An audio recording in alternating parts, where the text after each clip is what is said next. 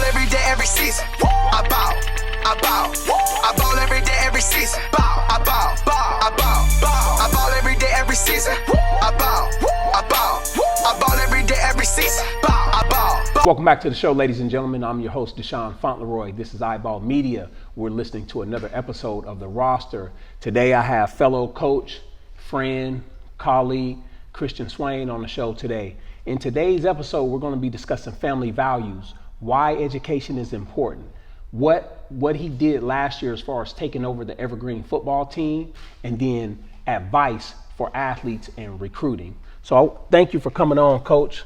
Tell us a little about you.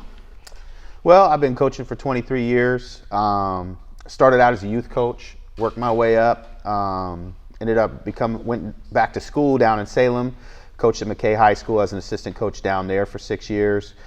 2009, I took the head coaching job at Roosevelt High School in North Portland. Was there for 8 years. Went to playoffs 6 years in a row. Turned around one of the worst programs in the state.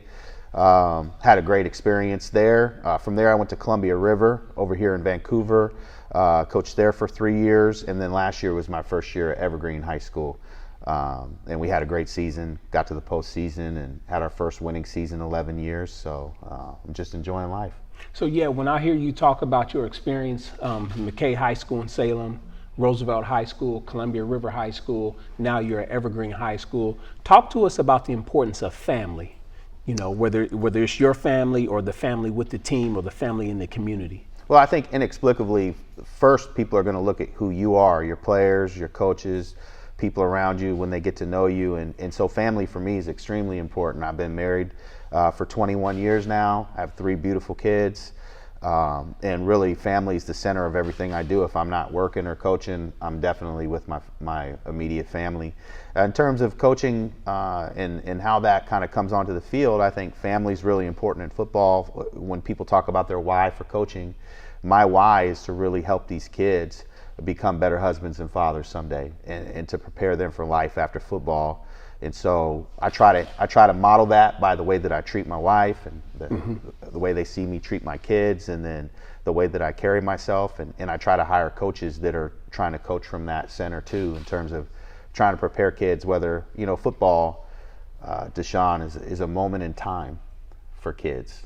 And so for me to have the blessing to be able to spend that moment in time over and over again with kids year after year, to help them kind of form who they're going to become as adults at a time that's really important and critical.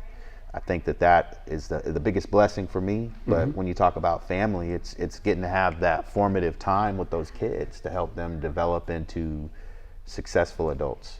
That's right. You know, because when I hear you speak, you know, you said you started off coaching youth football, so you're obviously dealing with middle school kids. You hear about the grades and things like that. You get to the high school level.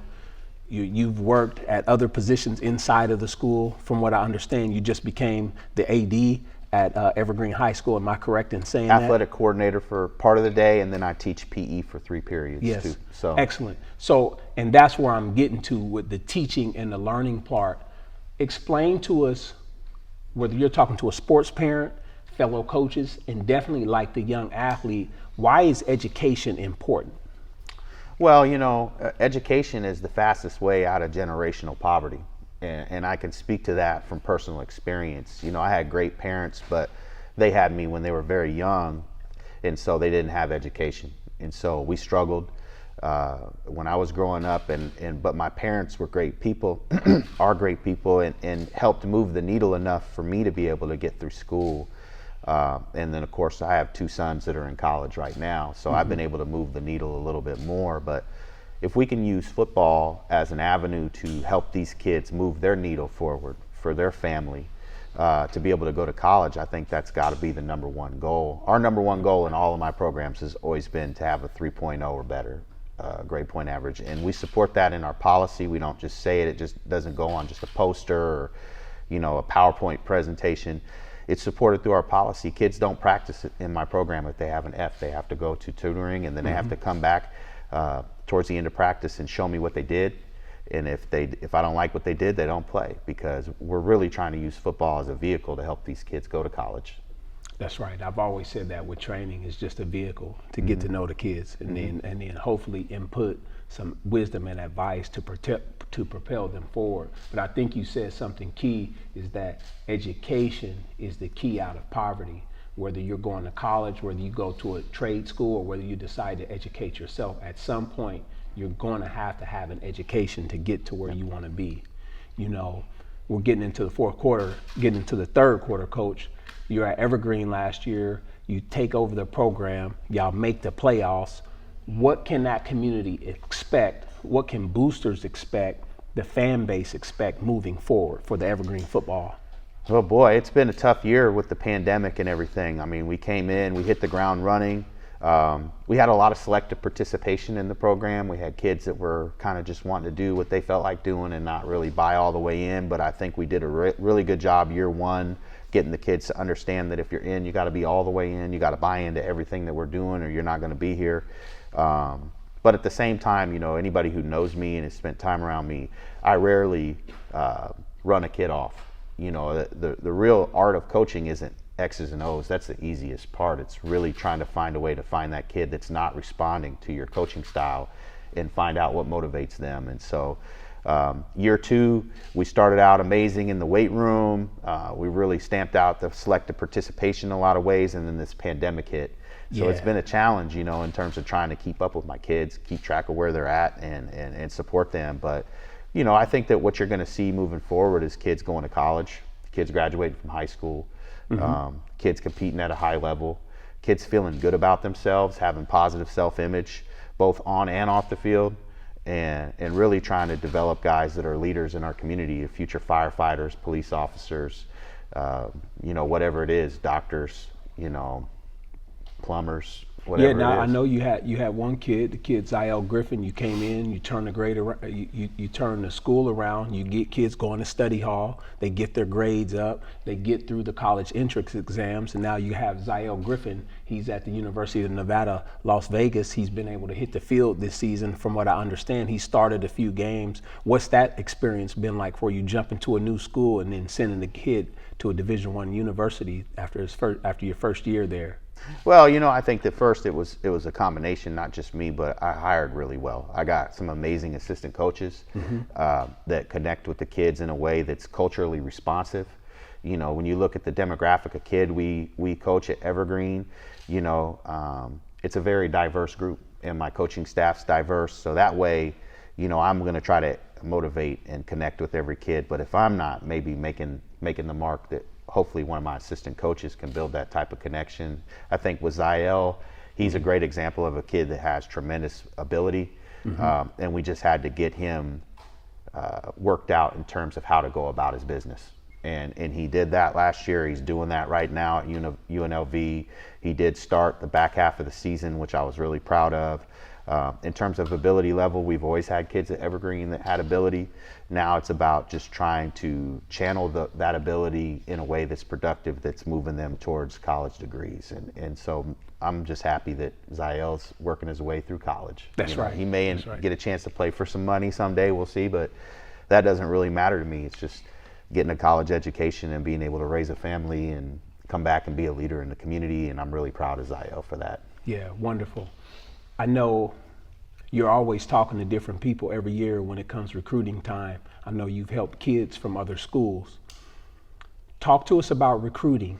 You know, give some advice to the athlete, what they should be doing concerning recruiting, definitely the things they should or should not be doing on social media. Sure. So I've been doing this a long time, and I get really involved in this part of the process. And I think maybe people misunderstand the reasoning for why I do that, but really it's centered in, you know, trying to help these young men find a pathway and a purpose, like I said. And a coach is a covered carriage that takes someone from one place to another. That's right. And so trying to support these kids in a safe space to make mistakes, to learn from mistakes, and doing the right things is really important. In terms of college recruiting, college coaches, number one, they want guys that look the part.